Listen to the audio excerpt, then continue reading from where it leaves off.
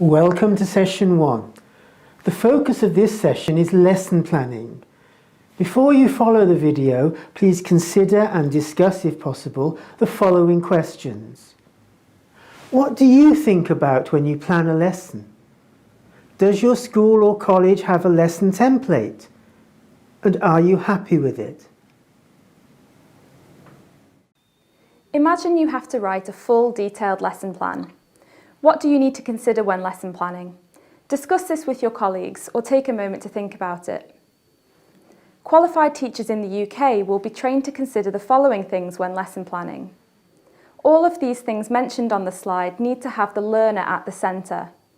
Think about the most recent group of students you taught. Who are you teaching? What are their strengths and weaknesses? Is it a mixed group? Are there different nationalities and languages? How would this affect the lesson? What is differentiation? How are you going to differentiate? Are there parts of the lesson that certain students will find more difficult or too easy? How will you plan for this? Anticipate any problems that may arise too, both with the students, the materials, the resources. For example, could a power cut or student absences affect the lesson? Aims and objectives. What's the difference between an aim and an objective? An aim considers the whole lesson, longer term and general outcomes. An objective is the shorter term and considers the aims of individual tasks. Ultimately, the aims are what you want to achieve from a lesson and why, and the objectives are how you're going to achieve it. What is the aim of a warmer? Why is it important? Talk to a colleague or think about this for a moment. Warmers set the tone of the lesson, they activate the topic language, they build rapport and ease students into the topic of the lesson. Warmers can be anything from a game that lasts 10 minutes to a quick-fire question-answer that lasts 2.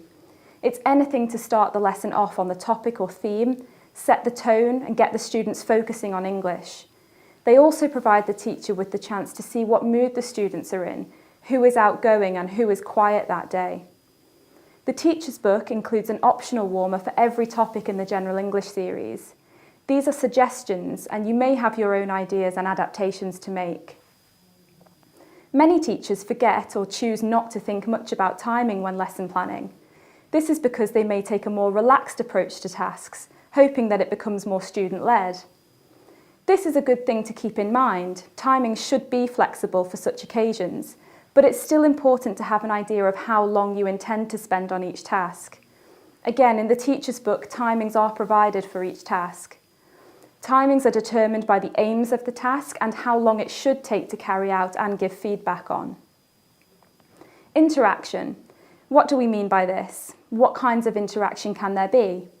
Talk to a colleague or take a moment to think about this. You need to consider interactions for each task. This includes giving instructions from the teacher to the student, completing the task in individual, pairs or groups, and giving feedback from the students to the teacher or to each other. Also consider your interaction with the students. IRF is a traditional classroom pattern of interaction, but it does have flaws. Initiation, where the teacher asks the question, response, where the student answers, and follow-up, where the teacher says something like yes or good. But this does not represent natural communication. To add variation to this model, the teacher could ask another student to react to the first student's response, so a discussion might develop. You should also consider what the other students are doing while you're speaking to one student individually. Classroom interactional communication, or CIC, is an aspect of the language classroom to be considered. Classroom language. What do we mean by this? Why is it a consideration? Think about this for a moment or talk to a colleague. You may feel that it's unrealistic or not necessary to plan what you're going to say for a whole lesson, and to an extent that may be true. But for certain tasks, like giving instructions or feedback, it's important to think about what language you might use. It will be confusing and difficult for students to follow if a teacher waffles or restarts a sentence because they're thinking on the spot. It also helps you avoid forming bad habits like, what does this mean, for every piece of vocabulary learnt. Classroom language will also be affected by the level that you're teaching and whether or not you need to grade your language. Above all, Imperial English courses promote learning English through English. The teacher is a model who the students can learn from. This includes learning functions like requesting, offering, and checking understanding. The teacher should therefore look for opportunities to exploit language use that is not always explicitly set out in the lesson. This could, for example, be how to give instructions for a game or a different way of expressing opinion. Classroom layout, if flexible, can really affect interaction and therefore language.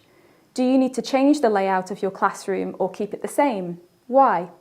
Why would we change the layout? What tasks could this help with? And what kind of tasks suit different layouts? Assessment and feedback are also covered in the teacher's book. The assessment section advises how best to assess learners both during and after a task. This will be discussed further in a later session, but in terms of assessment that takes place during a lesson, you need to think about what you're assessing and how you'll do so. Feedback. The teacher's book also suggests what feedback you should conduct for each task. This will also link in with the interaction side of your planning. Feedback could be done as a group discussion, peer checking, nominating students, or the teacher directly giving the information. This again is something that can be adapted according to the group and what you notice during monitoring. What are the pros and cons of working from a course? Lesson planning with the Imperial English GES is made a little easier in the sense that lessons are ready-made and all the material is provided. However, this can lead to bad habits if you do not receive the correct training. Having the resources ready-made does not mean that you don't need to plan. The course has been carefully designed so that every topic is relevant, useful, and engaging for learners, and there is no task that is there for the sake of it. But it's important that you, the teacher, see the point of the tasks and warmers. If you just teach a task without thinking about why you're teaching it, the students will not see the point of it either. So let's look at an example of a warmer. Here on the slide, the teacher writes 5 or 6 answers on the board that are connected to their life in some way. For example, 35, London, pasta, swimming. Note that this information does not have to be true. Students should then discuss these items in small groups and think of what the question would be. For example, how old are you? Where were you born? What's your favourite food? And so on. We've discussed what the aims of warmers in general are, but what would be a more specific aim of this warmer? What could the language point be, or the lesson topic? Think about this for a moment or talk to a colleague. There are various lessons that this warmer could lead into, but one option is that it's a topic on exchanging personal information and the language point is formulating questions. What other warmers could you use to start a lesson on the topic of exchanging information and formulating questions? Think about this with your colleagues. Look at this example taken from Level 3 Intermediate. What's the aim of this task? Discuss with your colleagues or think about it for a moment. This task is designed to give students controlled practice in using some positive and negative modal verbs in context. We can see from the example that it's task 3, so presumably there will have been some grammar input of modals before this and some freer practice will follow. Now look at these other examples and think about what the aims are for each task.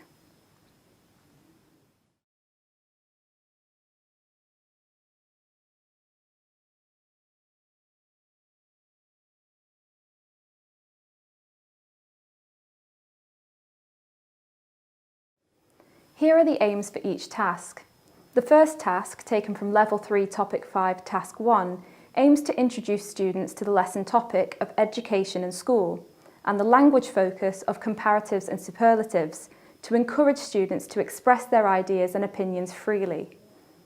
The second task, from Level 3 Topic 9 Task 3, aims to focus students on phrases or chunks and how sentences fit together in terms of their grammar and collocation.